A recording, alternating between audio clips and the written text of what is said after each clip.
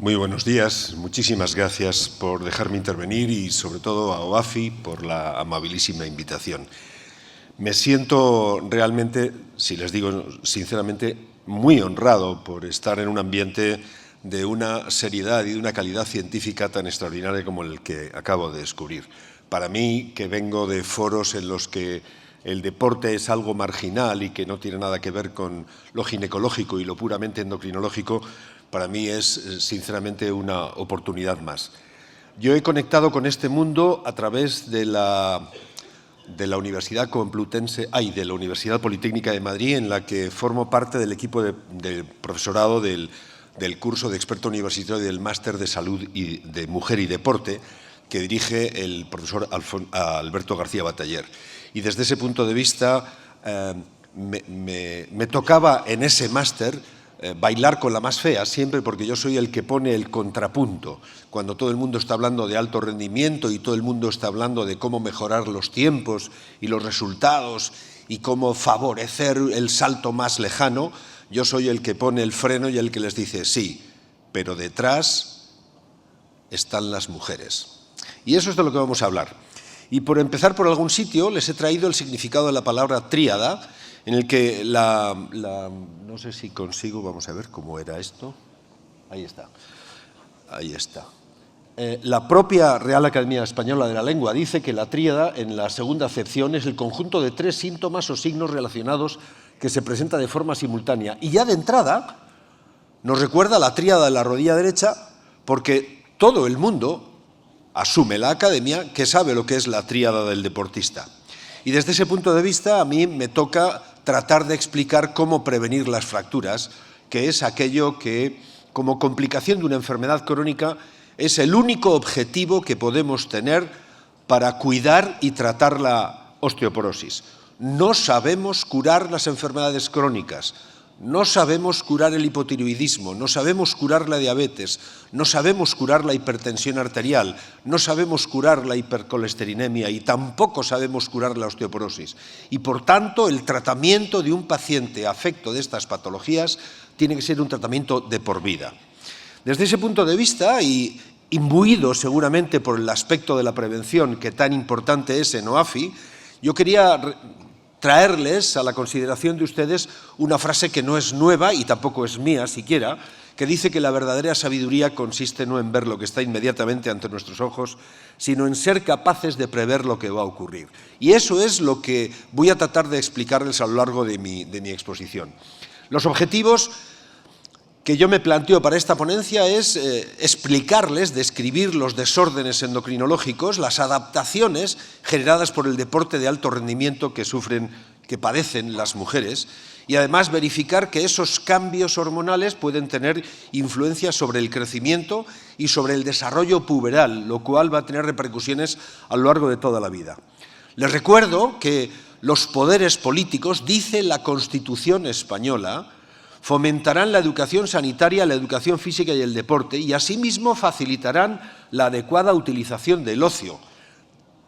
Es un precepto constitucional que tendremos que cumplir, pero en el preámbulo de la ley que todavía está en vigor y que regula la actividad deportiva, dice que el objetivo fundamental del deporte, fíjense, es el mantenimiento de la salud, que es un elemento determinante de la calidad de vida de los individuos.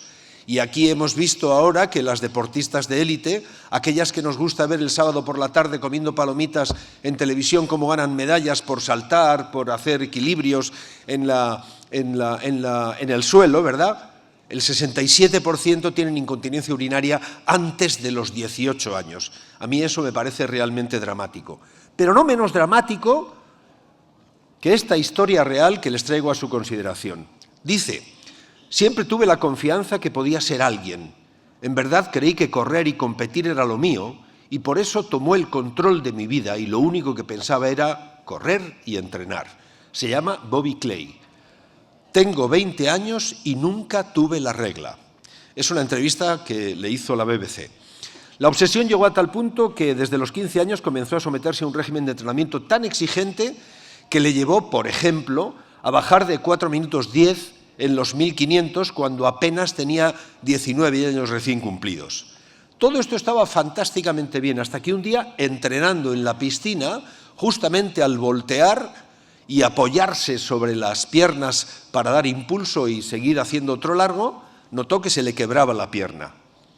Se le quebraba la pierna y había hecho una fractura doble de tibia y peroné por encima de los maléolos.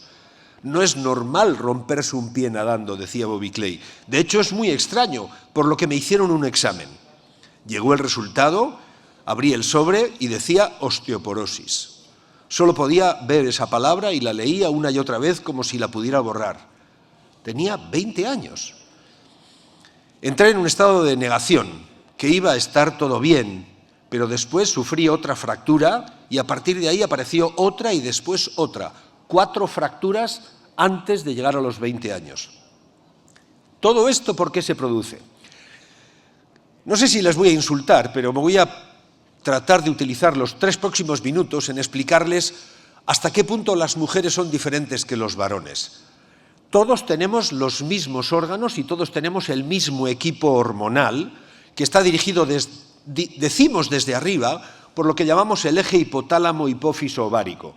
En realidad, a los ginecólogos nos gusta decir que el eje en realidad es ovárico, hipófiso, hipotalámico, porque el verdadero rector de la actividad del ovario es el propio ovario a través de la regulación autocrina, paracrina, más allá de la endocrinología, que condiciona que cada mes se ponga en marcha todo el ciclo menstrual orientado exclusivamente a la reproducción, aunque cada vez lo utilizamos menos, por cierto. No quiero hablar, me encantaría entrar en ese tema, pero no es asunto de su incumbencia. Sea como fuere, la gradación de las actividades hormonales a lo largo del ciclo menstrual hace que las mujeres tengan incluso, no ya un rendimiento físico distinto, que también, influido hasta por un 30% de diferencias, por ejemplo, en la frecuencia cardíaca subóptima, sino también con un rendimiento emocional radicalmente distinto a lo largo de los días del ciclo. De tal manera que durante las fases inmediatamente premenstrual y menstrual, cuando los estrógenos están más bajos, el rendimiento disminuye en la medida en que aumenta la fase folicular y vamos camino de la dominancia folicular que se establece en 10º día del ciclo, va aumentando cada vez más el nivel de estrógenos y, por tanto, la fuerza muscular, el rendimiento y la resistencia, y al mismo tiempo va aumentando, atención, la elasticidad articular, porque los mismos estrógenos preovulatorios que consiguen una determinada resistencia y una determinada fuerza muscular son los mismos que aumentan la elasticidad articular. Añadan ustedes a eso la anchura de las caderas de las mujeres que están preparadas para parir, aunque no lo hagan, y la diferente inclinación que hace el fémur para abordar la meseta tibial, y ahí tienen algunos de los factores desencadenantes de por qué las chicas hacen muchos más cruzados, muchas más tríadas de la rodilla que los chicos, proporcionalmente. De tal manera que además no somos capaces de entenderlo todo hasta que no nos damos cuenta de que lo que vemos en cada ciclo menstrual, lo que hay de regla a regla, de menstruación a menstruación, es solamente la fase que depende del eje hipotálamo-hipófiso-ovárico. Pero lo que sucede en los 60 días previos a cada 30, son las fases del ciclo ovárico que tienen dependencia puramente ovárica y en la que continuamente se van perdiendo folículos que tienden a la atresia porque no están adecuadamente preparados para recibir por un nivel de receptores de FSH la acción de las hormonas hipofisarias e hipotalámicas. De tal manera que el ovario tiene, decía yo, mente propia en la medida en que regula, a través de la función autocrina y paracrina, sus propios niveles hormonales. De tal suerte que solamente hay un folículo, escasamente, muy pocas veces, menos del 0,4% de las ocasiones. Recuerden ustedes que gemelares solo hay un 0,4% de veces, excepto que intervengamos los médicos, en cuyo caso nos vamos a 50 veces más y llegamos al 20% de reproducción asistida. Pero de ordinario la naturaleza tiene previsto que solo un folículo sea el adecuado para ovular, de tal suerte que de todo el pool folicular, y ya no les canso más, el 99,9% de los 400.000 folículos con los que nace una niña son tendentes a la atresia folicular de forma espontánea. ¿Cuál es el resultado de la influencia estrogénica a lo largo de la vida? Cambiante. Cambiante como son los niveles, cambiante como son los números de los folículos, porque a las 20 semanas de embarazo una niña, un feto hembra podríamos decir, tiene aproximadamente 2 millones de células germinales, 2 millones de ovogonias. Apenas cuando nace, no es porque se hayan ovulado el 85 o 90%, sino porque han ido a la atresia por apoptosis, por muerte celular programada de características no inflamatorias, se queda con apenas 400.000. Y cuando llega la menopausia decimos que su contaje es cero. En realidad hay menos de 5.000, lo que explica que de vez en cuando algunas mujeres pueden tener algún sangrado posmenopáusico que no sea de origen oncológico. Sea como fuere, el número de folículos es tendente a la baja y en la medida en que es tendente a la baja también disminuye la fecundidad de la mujer, en la medida en que después de los 35 o 36 años su tasa de reproducción es escandalosamente muy disminuida respecto de lo que sucedía antes, porque el número de folículos que se atresian por mes es extremadamente mayor. ¿Todo esto a qué nos lleva? A la consideración de que los ciclos son los que son y la modificación es imposible porque cada una de las mujeres de las que estamos hablando tiene una programación genética que es imposible de cambiar. De tal manera que la menopausia, ya lo sabe ella cuando nace, va a producirse en su caso concreto a los 38, 48 o 53, pero siempre de manera perfectamente prefijada. Y como no podemos hacer nada por mover la menopausia, tendremos que anticipar la fecundidad. Por eso es un error tratar de tener los hijos a los 40, decimos los ginecólogos, y despreciar los 20, 25 o 30, en los que la gente está pendiente de visitar el Taj Mahal, terminar el último máster o finalizar el trabajo a fin de grado. Tenemos cada vez pacientes mayores y más ansiosas. ¿Y qué sucede? Que la menopausia es solamente el nombre de una regla, pero anticipa un montón de situaciones, y trato de ser muy rápido para no comerme mucho tiempo, en la medida en que hay modificaciones hormonales que se van produciendo después de los 35 o 40 años, con pequeñas alteraciones del ciclo, que nos dan una pista de con quién nos estamos jugando los cuartos, de tal manera que podríamos incluso implementar medidas, ahora que el Ministerio ha iniciado campañas de Hablemos sobre la menopausia, para tratar de mejorar la calidad de vida cuando los estrógenos ceden. ¿Cuál es la función que el deporte tiene en todo esto? Pues miren, nosotros sabemos que los cambios hormonales comienzan a partir de los 9, 10, 11 años, con esa época de la vida que sociológicamente nos hemos comido, como es la pubertad, porque hemos adelantado la adolescencia de manera completamente estúpida, y así nos luce el pelo en la salud mental de los adolescentes. Hoy sabemos que el entrenamiento deportivo intenso, no crean que estoy hablando solamente de deportistas olímpicas, sino simplemente de personas que hacen 3 o 4 sesiones serias de entrenamiento por semana, de CrossFit, por ejemplo, incrementan muchísimo el estrés del ejercicio y además, si a eso añadimos la competencia deportiva, la necesidad de algunos deportes que tienen exigencia de peso, de tener un determinado peso y por lo tanto una determinada dieta, algunas incluso tienen exigencias estéticas, ¿verdad? Todo eso añade que tengamos un riesgo de sobreentrenamiento que produce una serie de modificaciones hormonales que conocemos muy bien los médicos ginecólogos que hacemos endocrinología ginecológica. Añadan ustedes a eso el eje adrenal, el eje del mal, podríamos decir, porque es el que controla el cortisol y el que eleva el nivel de estrés previo a la competición, durante la competición o el estrés postraumático de la competición. Todo eso hace que, en la medida en que se pone en marcha el eje hipotálamo-hipófiso adrenocortical, se disminuya la actividad del eje hipotálamo-hipófiso ovárico y, por lo tanto, vamos a ir tendentes a producir cada vez menos estrógenos. Si a eso añaden ustedes el componente del tejido adiposo, que en algunos deportes es muy escaso, tienen ustedes la aparición en escena de la leptina, que es un agente regulador de la saciedad y que hoy ya somos capaces de regular mediante diferentes medicaciones. Pues bien, no les voy a hablar de lo que es la disponibilidad energética y su dependencia hormonal, porque ustedes saben muchísimo más que yo de cuáles son las características de la disponibilidad energética, pero sí les quiero recordar que la etiología de la alteración de la disponibilidad energética tiene múltiples agentes causales. No solamente los déficits hormonales, que no se sabe muy bien si son la consecuencia o la causa, sino también algunas veces exigencias de peso que tienen que ver con competiciones en las que la gradación por peso es obligada.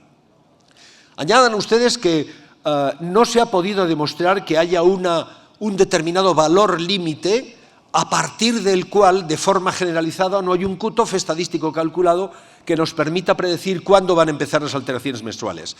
Esto es idiosincrático y esto significa que depende de cada mujer, de cada deportista y, por tanto, no podemos arriesgar a ponerla en el límite, sobre todo cuando ni siquiera conocemos cuál es el límite.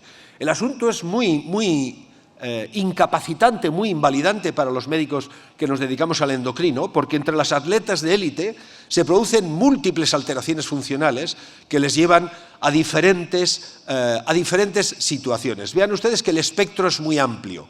Desde la mujer normovuladora, aquella que tiene alteraciones del ciclo, aquella que hace ciclos no ovuladores, hasta la que tiene ausencia del ciclo. Desde el punto de vista energético, aquella que hace una nutrición perfectamente balanceada, aquella que empieza a hacer pequeñas restricciones o aquella que termina por hacer trastornos de la conducta alimentaria, que no son nada infrecuentes.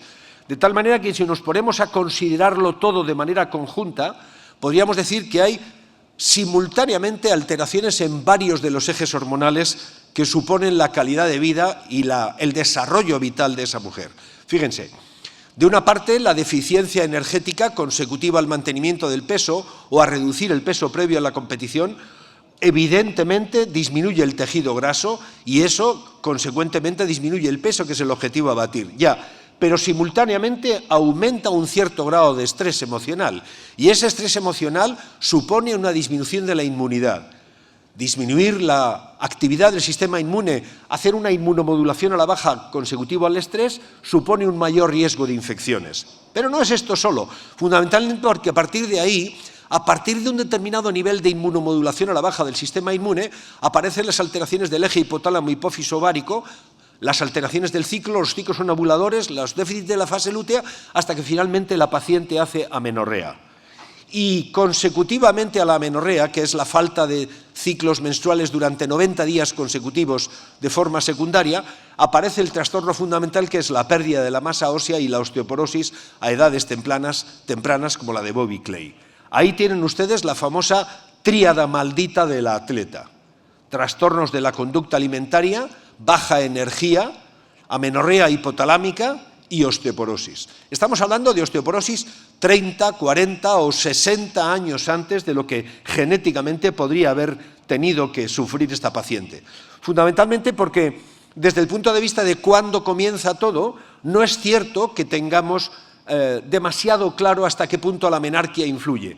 Lo que sí sabemos es que la edad de inicio de la menarquia cada vez se va anticipando más en la medida en que mejoramos nuestra calidad de vida, nuestra nutrición general y las condiciones de salud de la población. Sea como fuere, el deporte retarda habitualmente un año la aparición de la menarquia y no estamos seguros de si eso todavía no está bien investigado, si tiene repercusiones en el pico de masa ósea, que es algo también genéticamente inducido. Lo que sabemos es que hoy no es una cuestión de cutoff estadístico desde el punto de vista del peso, porque hasta hace unos años se pensaba que por debajo de 48,5 kilos nadie podía tener su menarquia, y no es así. Hay un amplio margen que está entre los 32 y los 64 kilos, como para que el desarrollo del inicio del gasto de los folículos se ponga en marcha en un determinado momento sin saber muy bien todavía por qué. ¿Qué es lo que sucede desde el punto de vista de la pubertad? Que cuando lo analizamos mujeres y hombres, las diferencias son absolutamente notables en el crecimiento de masa ósea. Tengan ustedes en cuenta que desde el punto de vista genético, solo por el hecho de ser mujeres, estas tienen un 30% menos de pico de masa ósea respecto de los varones, en igualdad de condiciones, aunque sean gemelos, aunque hayan nacido fruto del mismo embarazo.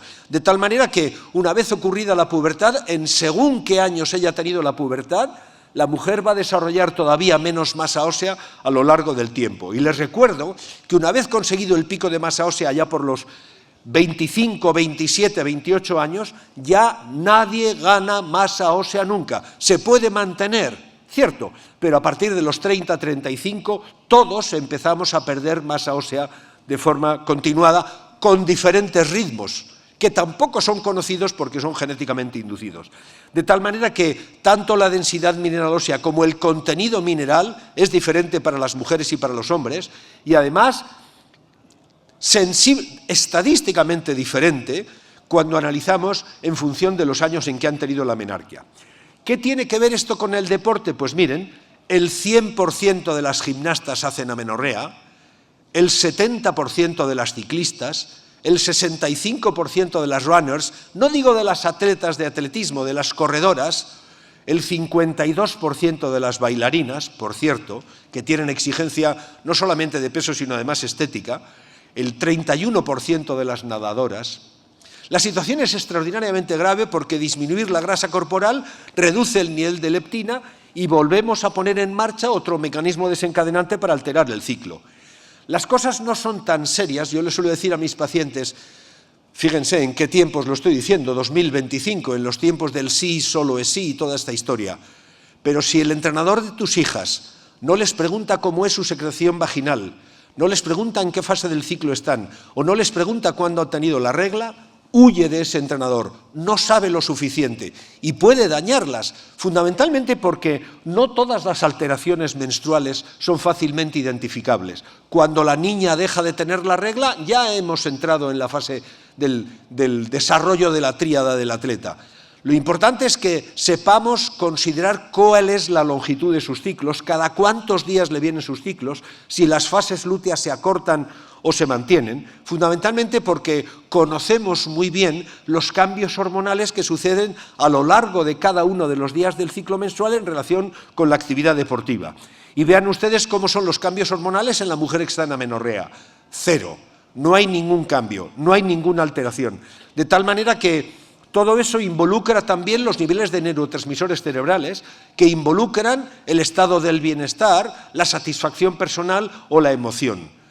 Si a eso añadimos que todas las alteraciones menstruales en las atletas pueden ir desde los defectos de fase lútea muy difícilmente identificables hasta la amenorrea, recuerden que, entre otras cosas, por ejemplo, van a tener problemas para quedarse embarazadas, además de que van a desarrollar una baja masa ósea, además de que tengan un riesgo incrementado de fracturas, porque la tríada consiste en los tres elementos, pero tomados de forma independiente y agrupados a lo largo del tiempo. De tal manera que los factores de riesgo, los tienen ustedes en la diapositiva, pueden ser identificados a la hora de hacer un cuestionario de salud de la deportista. No estoy hablando de nada nuevo, ¿eh? La tríada del atleta es un conjunto sindrómico que se evalúa y que nos ponemos de acuerdo en hacer hace más de 10 años, en 2014, y que tiene diferentes situaciones.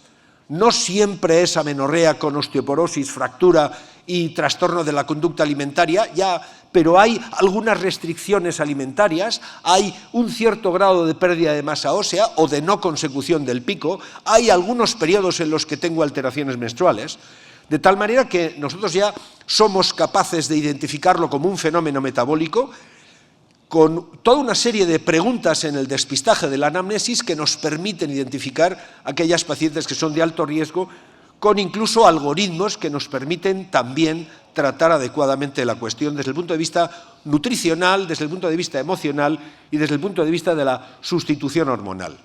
¿Cómo diagnosticamos la osteoporosis en edad fértil? Sobre todo teniendo en cuenta que las guías internacionales nos dicen que la osteoporosis, por definición, es posmenopáusica, y así son 9 de cada 10 osteoporosis. No es gratuito que le hayan puesto el apellido de posmenopáusica porque tiene que ver con el déficit estrogénico. Pero estas mujeres en edad fértil teóricamente no deben tener déficit estrogénico.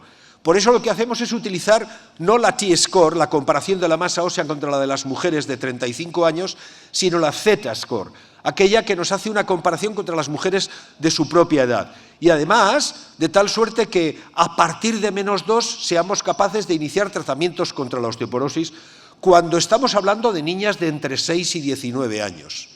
Esto es absolutamente abominable. Yo tengo alguna deportista que ha tenido 3 fracturas antes de los 22 años.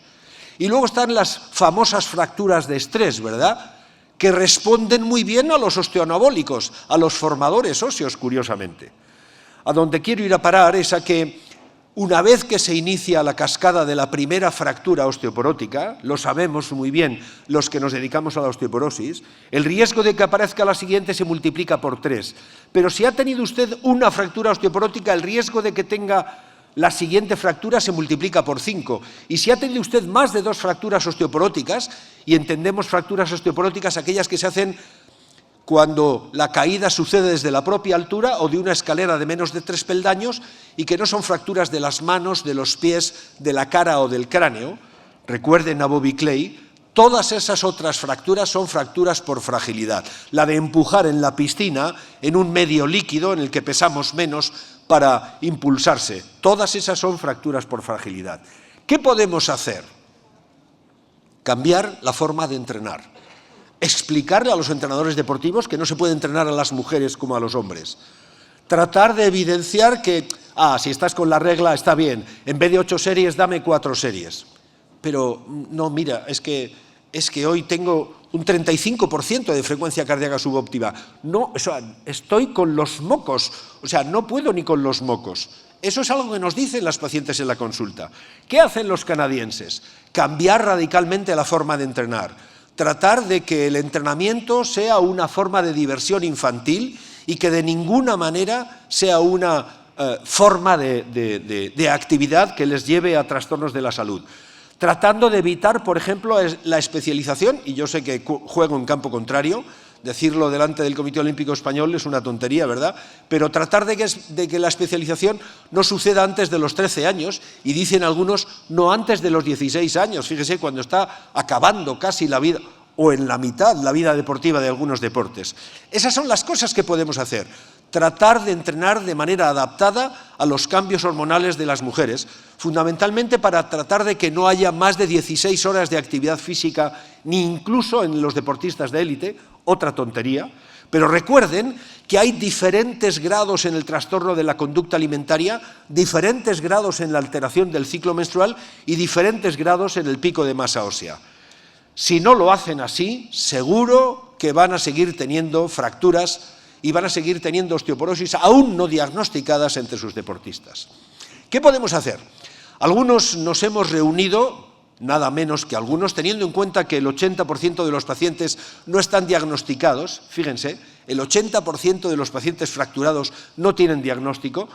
Nos hemos reunido un montón de sociedades científicas, todas las que tienen ustedes, en la diapositiva 22 organizaciones diferentes y 45 expertos, y hemos diseñado un decálogo de actividades mediante un consenso Delphi que está en estos momentos previsto que sea publicado en las próximas semanas, de tal manera que hemos pautado 10 normas de funcionamiento, las 5 primeras las tienen en la diapositiva, sensibilizar por la alta prevalencia y la gravedad de la osteoporosis, que les recuerdo, mata 4 veces más mujeres que el cáncer de mama. La osteoporosis mata mucho más mujeres que todos los cánceres de las mujeres juntos y agrupados, y eso no lo tiene en cuenta nadie, porque como son cosas de mayores, no lo tiene en cuenta nadie. Que el diagnóstico precoz y la prevención son las mejores armas contra la osteoporosis, que el abordaje debe ser multidisciplinar y que además debemos publicarlo y hacer campañas de sensibilización ahora que el Ministerio va a empezar a hablar de menopausia, que se precisan guías informativas para llegar a los pacientes, y esta es una buena oportunidad, que reclamen a sus médicos la posibilidad de que se estudie su masa ósea, que el tratamiento es multidisciplinar pero que debe apoyarse en sólidas bases que tienen que ver con el armamento, el arsenal terapéutico que tenemos, apoyado siempre en una adecuada ingesta de calcio y en el mantenimiento de unos buenos niveles de 25-hidroxivitamina D permanentemente por encima de 30 nanogramos por mililitro, que además se deben implementar estrategias para minimizar el impacto de los diferentes factores de riesgo. En suma, una serie de medidas que nos parece que podrían ser útiles para 22 organizaciones diferentes, tratando de buscar siempre que el entrenamiento no sea para ganar, sino para vivir, en la medida en que incluso el preámbulo de la ley del deporte nos dice que eso debe garantizar la calidad de vida de nuestros deportistas. Nada más, muchísimas gracias por su atención.